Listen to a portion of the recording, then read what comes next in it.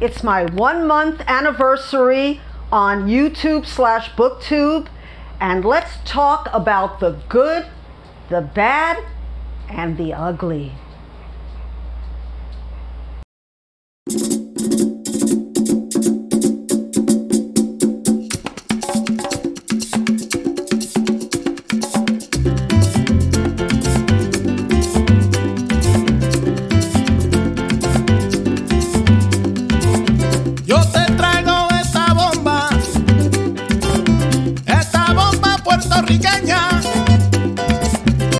Aloha, and welcome back to my channel, the Babyboomer Booktuber, with me, Marilyn Maya. A month ago, on my 70th birthday, I started this channel, and it's been a month, and I wanted to have give my take on my experiences so far. First of all, I want to thank my 200 subscribers. I can't tell you how much I appreciate it. Thank you so much. I call this video the good, the bad, and the ugly, and you'll find out why soon. There's a lot of good. The good is the wonderful, smart women and a few men that I've met on YouTube who talk about books so intelligently and give their advice on what books that I should read. And I learned a lot. I learned that my taste is generally, at age 70, my taste. I'm dipping into different genres and I'm enjoying it, but I still like the genres that I read, which is mostly mystery, literary fiction, classics, memoir, nonfiction.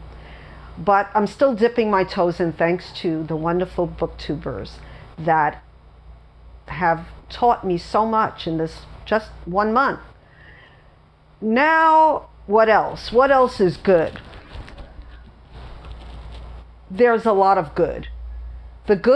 Another good thing is I'm able to express myself. Ever since I was young, I was active in dancing, acting, and poetry slams, and of course singing as well. But as I got older and not able to continue due to my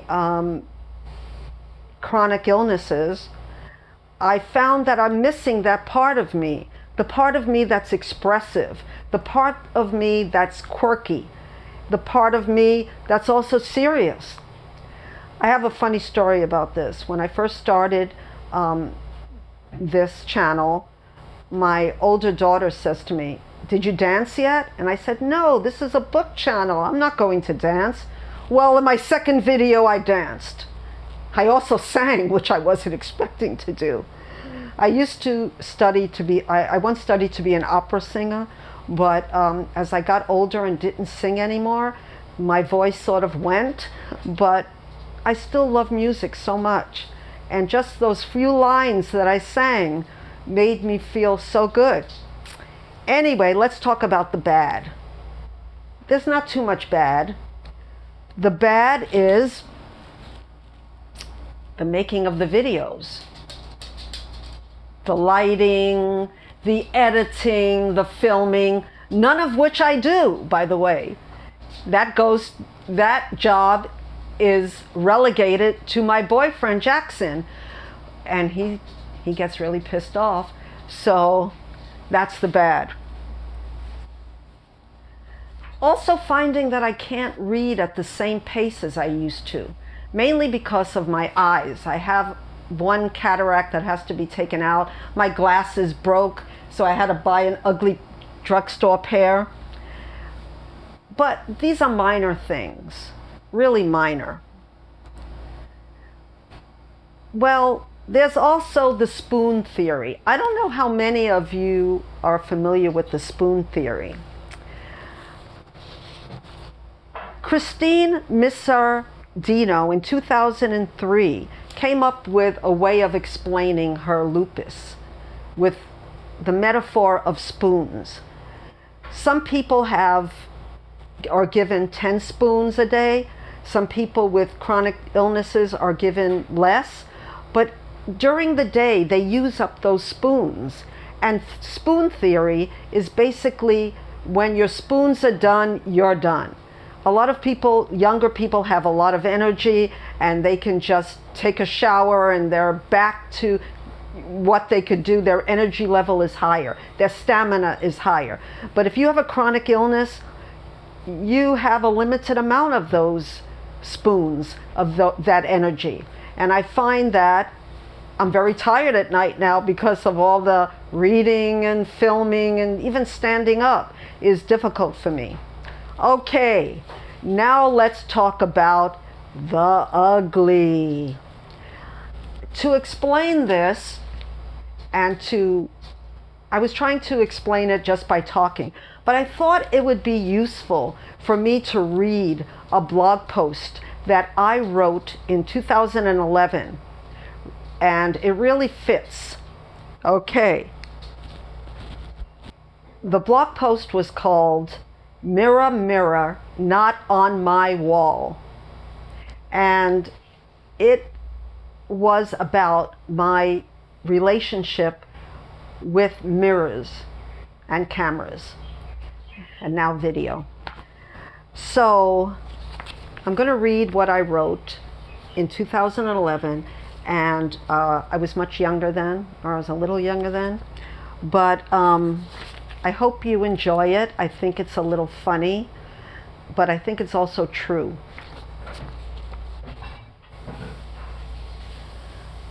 Mirror, mirror on the wall.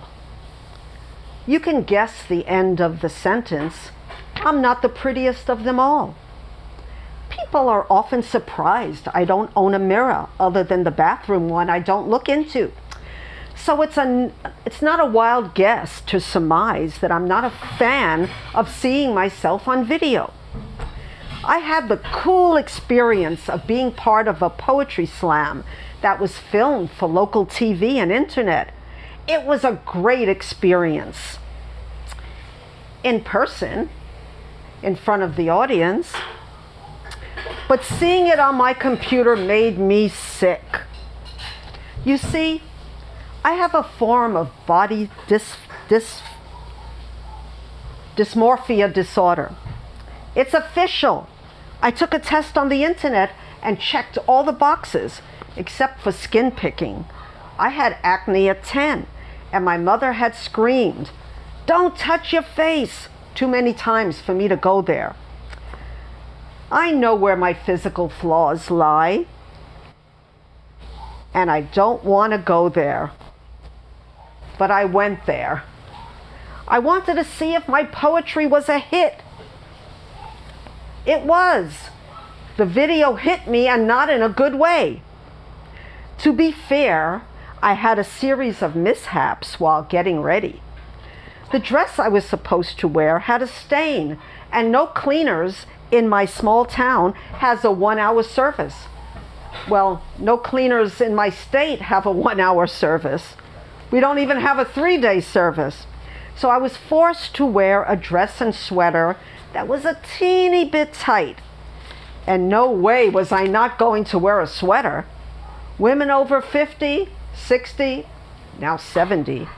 You know what I mean. Then there was the hair situation. If you read my post about my financial situation, you know I had to face the indignity of my partner coloring my hair with drugstore product. Now that we're in the virus, I guess a lot of people are going through that.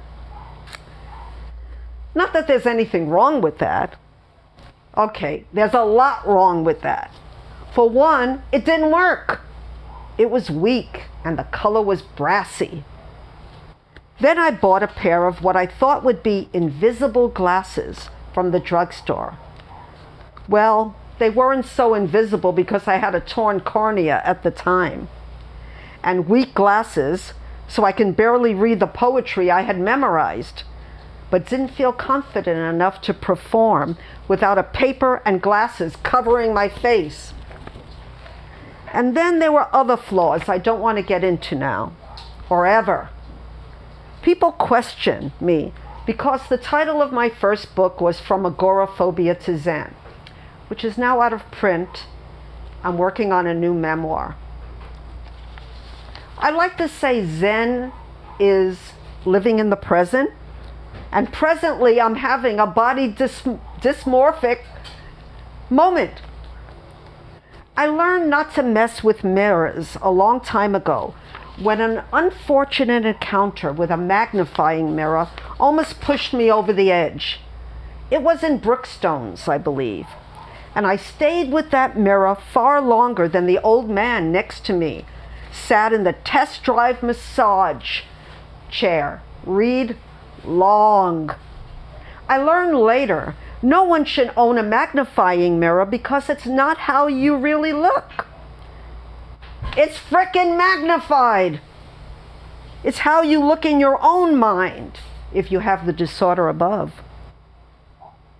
I went further than not looking into magnifying mirrors. I stopped looking in mirrors, and I cleared all mirrors of my house except for the bathroom one.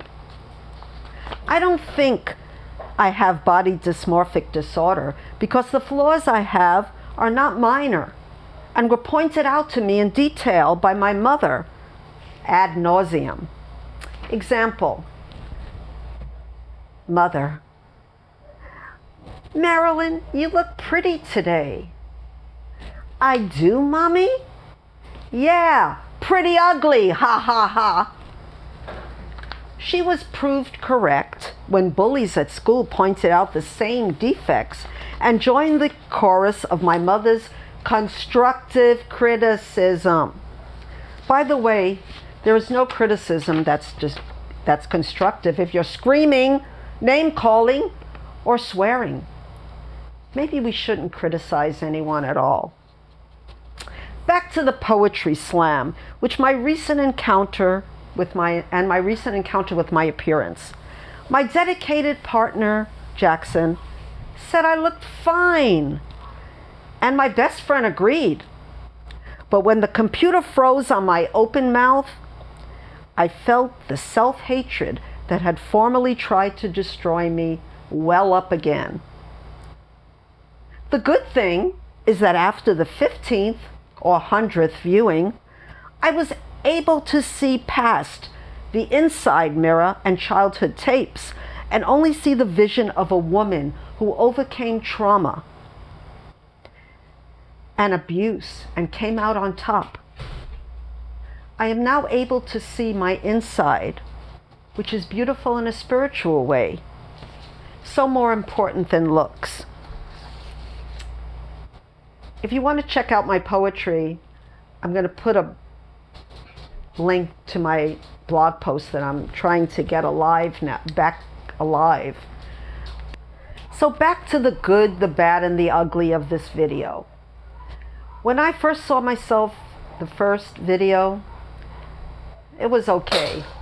But the second video, oh my goodness, it was not a pretty sight.